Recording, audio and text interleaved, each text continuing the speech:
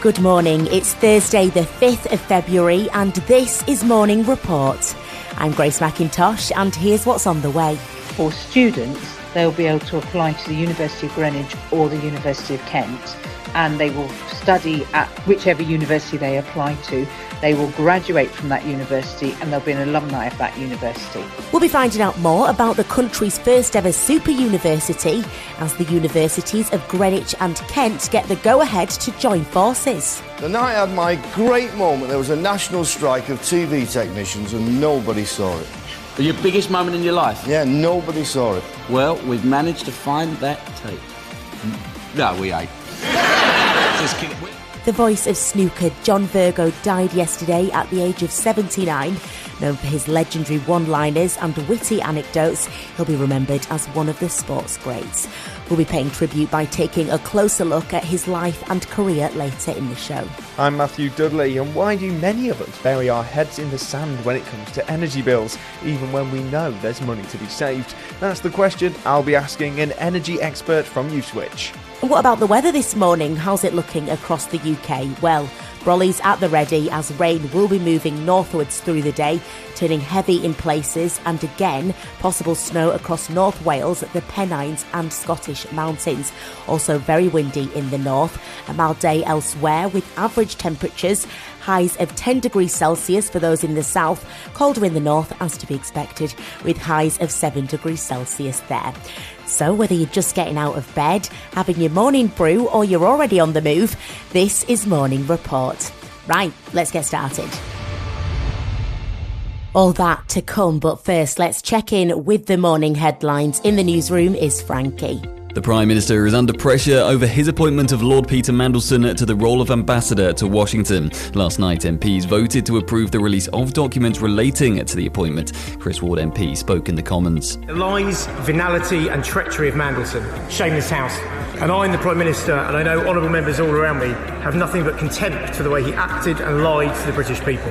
I'm glad this will now be shown to the British people. Sir Keir Starmer was forced to back down from his original plans for the Cabinet Secretary to decide which documents could be released. He insists Lord Mandelson lied about the extent of his relationship with Jeffrey Epstein. A Russian sea captain is due to be sentenced today for the killing of a crew member when his ship crashed into an oil tanker off the coast of Yorkshire last March. Vladimir Motin was found guilty of manslaughter by gross negligence on Monday. 38-year-old Marcangelo Pania died instantly. Policymakers at the Bank of England will announce their decision on interest rates later, with most economists expecting a decision to hold them at 3.75%. Jules Utibridge is here with more. The Monetary Policy Committee delivered a cut to borrowing costs before Christmas from 4 to 3.75%, marking the fourth reduction of 2025. Governor Andrew Bailey said at the time the UK had passed the recent peak in inflation and it has continued to fall, but cautioned that further cuts will be a closer call. Since that decision, official data showed inflation bounced back in December, rising for the first time in 5 months. We're being warned criminals are using artificial intelligence to clone people's voices to set up direct debit. The National Trading Standards say it's mainly targeting older people, where fraudsters ask them to participate in a fake lifestyle survey to gather their information. They then create a voice clone to consent to payments. And the Kings announced a Scottish bank holiday to mark the country's return to the World Cup. It's on the request of First Minister John Swinney, who asked for a national holiday the day after Scotland's first match. It'll be their first World Cup in nearly 30 years.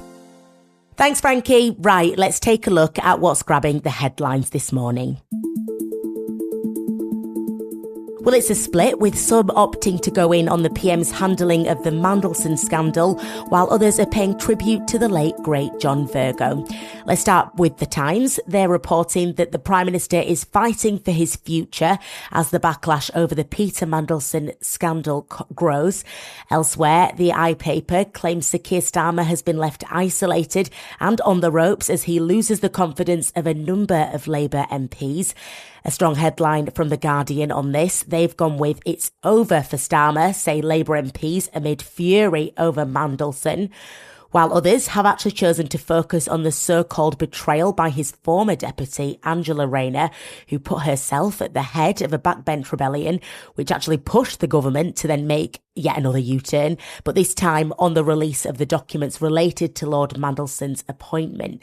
The Daily Telegraph leads with Rayner turns on Starmer, and the Daily Mail goes a step further with Starmer in grave peril as Rayner twists the knife. Some papers are even speculating this morning that she's making manoeuvres to replace Sir Keir. Big claims there. We'll have to keep a close eye on that. The Daily Mirror leads with comments made by John Virgo's widow, who says she can't imagine life without him. And the Daily Star have gone with tributes to Q-Ace Virgo with a picture of the late snooker legend smiling. So that's a quick snapshot of what's on the front pages, but onto what's got the nation talking online. Well, it pretty much mirrors the papers, with Mandelson leading what's trending on X, followed by John Virgo. In sport, MCI New is trending as football fans take to socials to discuss last night's big Carabao Cup result. If you missed it, Manchester City knocked Newcastle out of the League Cup, winning the semi-final comfortably to book their place in the final. And in showbiz, Cher is trending, but not the one you're thinking of. It's actually US All-Star Cher Suarez, who's gone back into the Love Island villa hoping to find the one. And now she looks to be trending because of a new love triangle involving herself, Scott and Leanne. I mean, who said finding love was easy, eh? Right, that wraps up this morning's Press Roundup.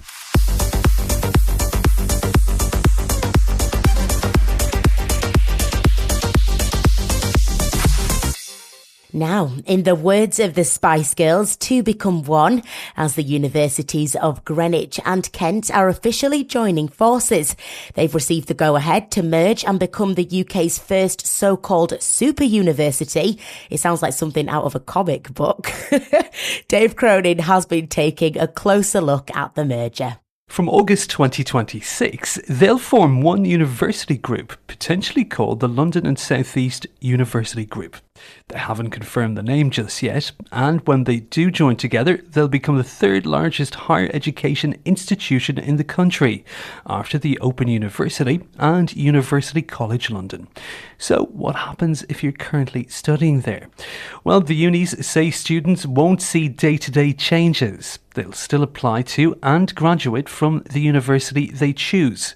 For staff, they'll be employed by the university group, which will have one vice-chancellor, one board of governors and one executive team. The current University of Greenwich Vice-Chancellor, Professor Jane Harrington, will be the designate Vice-Chancellor of the merged university group. I caught up with her earlier to find out more about what this really means. What is happening with this merger? Yeah, sure. Well, what's happening is that the University of Greenwich and the University of Kent are coming together as a university group, but keeping our brands. So just to unpack that for people, because it's the first multi-university group of its kind. So probably the best way to explain it is a little bit like a multi-academy trust or a holding company. There'd be other ways.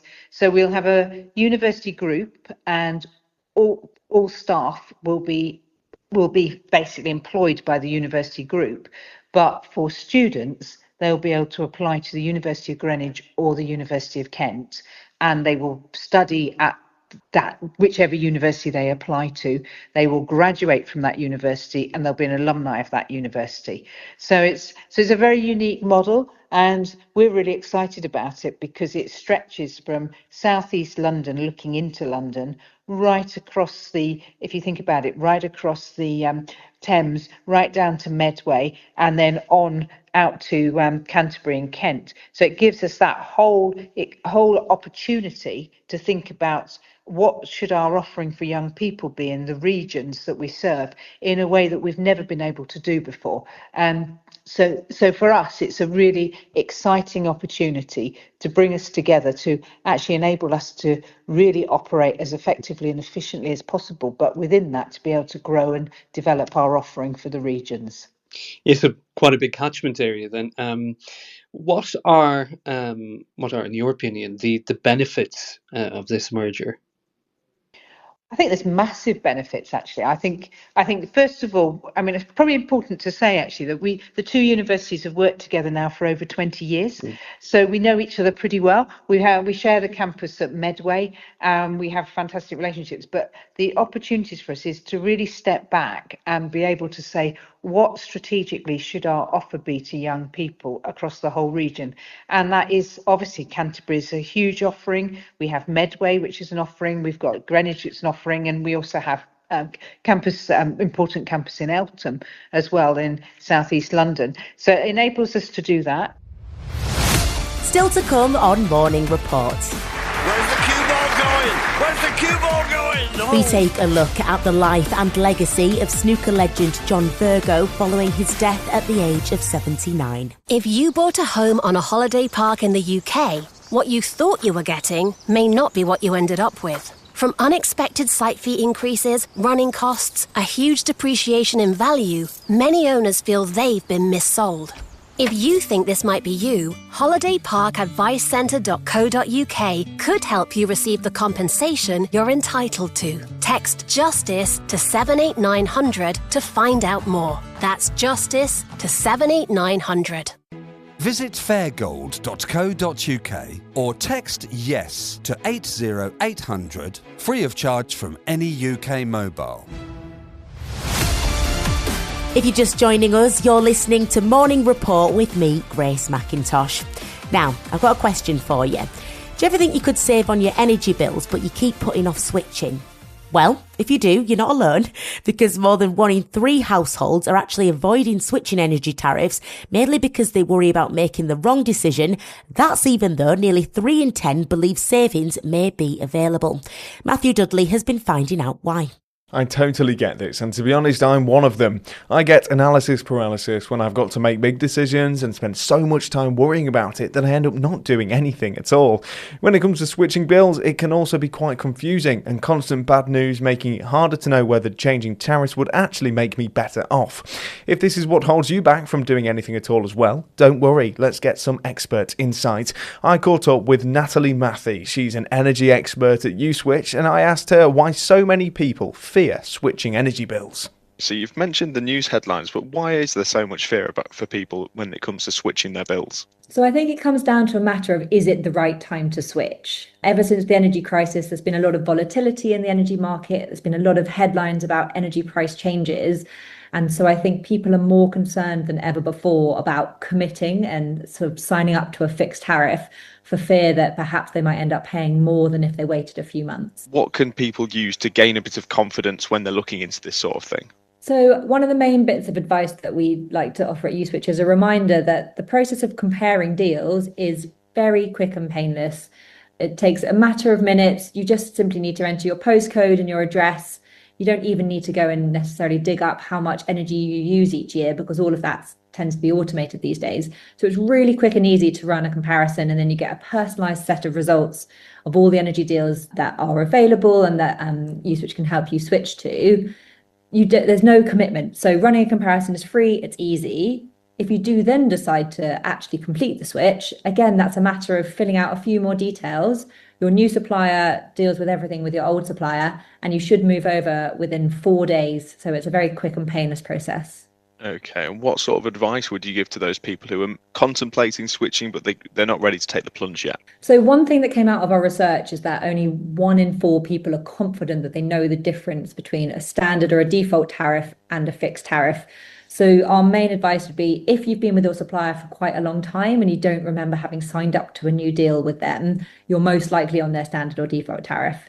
Similarly, if you've recently moved home, you will be generally set up on your supplier's default tariff, which is the most expensive tariff they offer.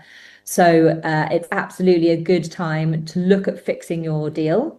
We have deals that the average household could save up to £238 a year on their energy. So there are massive savings to be made, all for just a few minutes of your time. If people are confused about the different tariffs, what's the difference between them both? So it's fairly simple. So a standard or a default tariff basically is one that follows the price cap. So the unit rates, so that each unit of gas and electricity that you use, the cost for each unit, and also your standing charge, so that daily fee that we all have to pay, fluctuates based on the price cap. So every 3 months it changes. It can go up, it can go down. It depends on wholesale energy prices. It doesn't really give you any stability.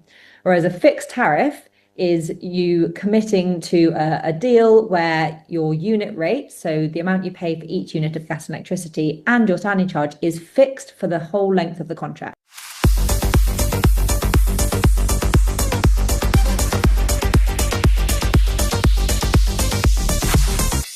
Yesterday was a very sad day for the world of snooker as player turned commentator John Virgo died aged 79. Our reporter and resident snooker fan Johnny Holmes spoke to snooker pro Stephen Hallworth about his legacy. Stephen, thank you so much for chatting to us today. When I think about snooker and my upbringing sort of watching the game, it's synonymous for me with John Virgo. For me, he really is the voice of snooker, and I just want to get a sense of his legacy in this sport. Yeah, well, you've hit the nail on the head, really, haven't you? That he is the voice of snooker. I think you don't have to have ever have met John Virgo to know his iconic voice. Sort of soundtracked my childhood, I suppose. You know, growing up similar to yourself. You know, all his legendary, famous catchphrases that we've all come to know and love, and irritate us over the years as well. You know, you kind of get to the point where you know when it's coming. He was, obviously a massive part of snooker, and it's a sad day. I think there are some people in the sporting world where I think I would love to have a pint with you, sit and just chat about snooker in this case.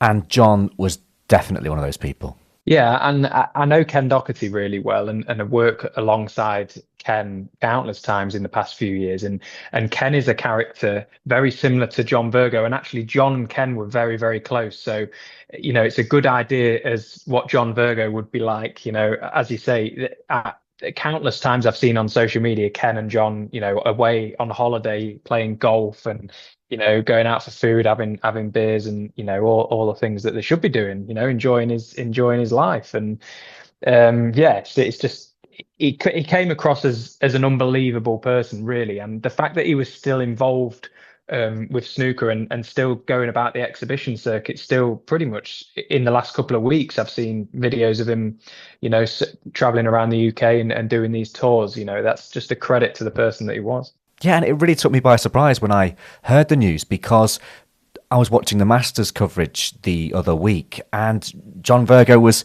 in fine form, and you know, it seems that he really, up until his last, was giving himself to the game and the sport that he loved so much. Yeah, and I think that's probably what's hit most people the hardest today, the fact that it has come so sudden.